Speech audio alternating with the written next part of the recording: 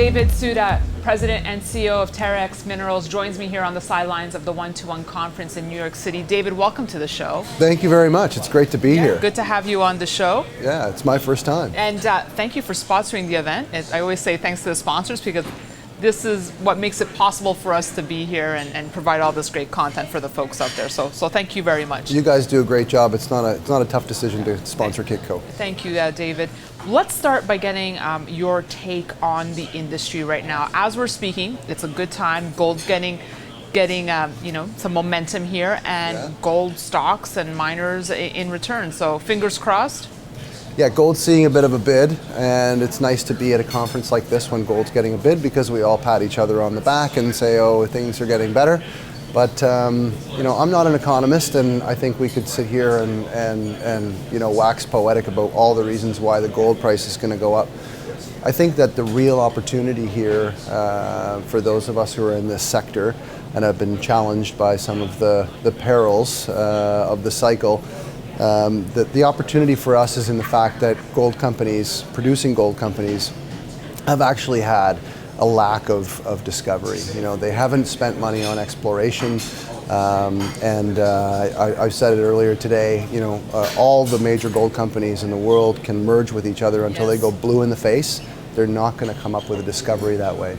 And so I think that's what the opportunity here is. I agree with you, David.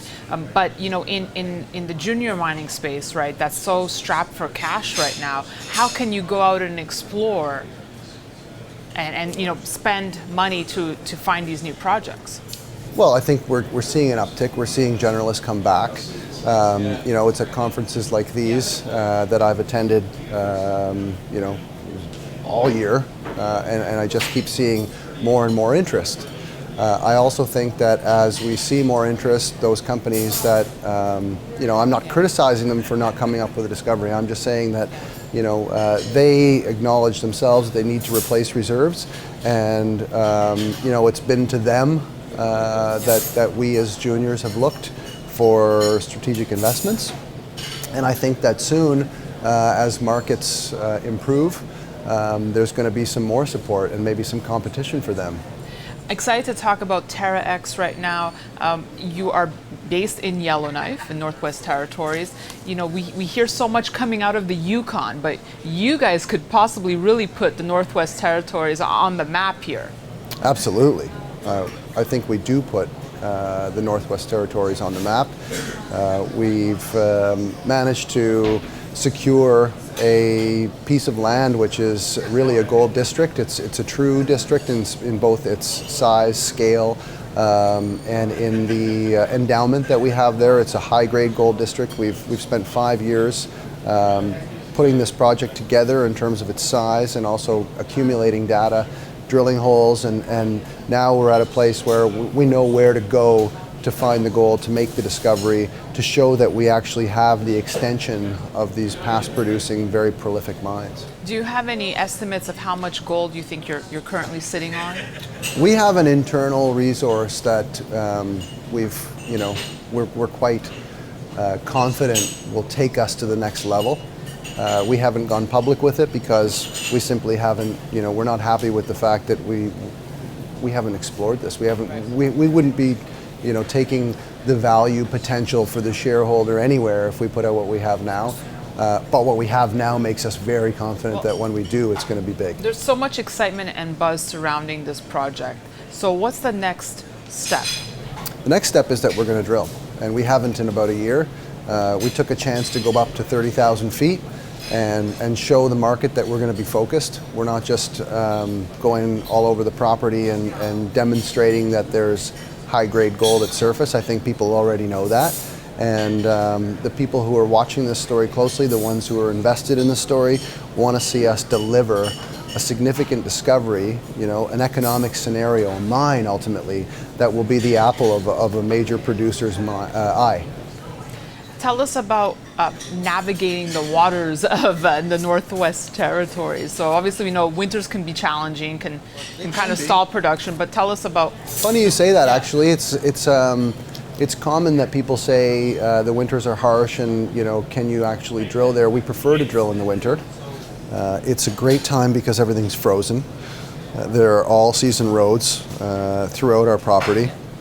And certainly our area of focus, are the targets that we want to really explore going forward here are just about 20 kilometers from town. So everything's accessible. In wintertime we can be on top of frozen water bodies, and some of our best targets are accessed that way. So we look forward to drilling next winter as well, but we've got summer drilling to do first.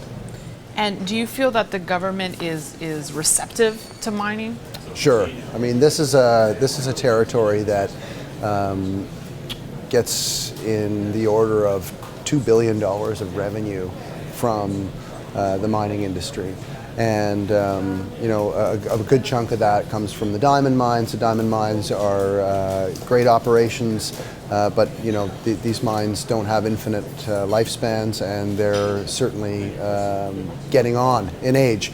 So the territory and certainly the City of Yellowknife, which has a century-old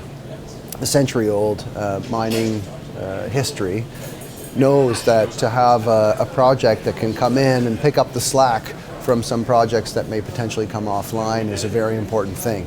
And we all know that water is a key ingredient to having a successful mine. You have no shortage of lakes surrounding the project, correct? No, we don't. We have plenty of lakes surrounding the project. Water is something that is in abundance, and we've gone through a permitting process which actually puts us in a position to both explore the entire property and also to use water to drill, and on a scale that's larger now than it had been in the past. Finally, David, we're here at the 1-to-1 conference in New York. What was your message to investors? What have you come to tell them? This is an inflection point for the company. It's great timing, because I think it's also an inflection point in the cycle. And so if you combine those two things, it's a spark that hopefully lights a big fire. Hey, well, best of luck with the project. Continued success, David. Thank you very much for the great interview. On the show. Thank you. My pleasure. Thanks.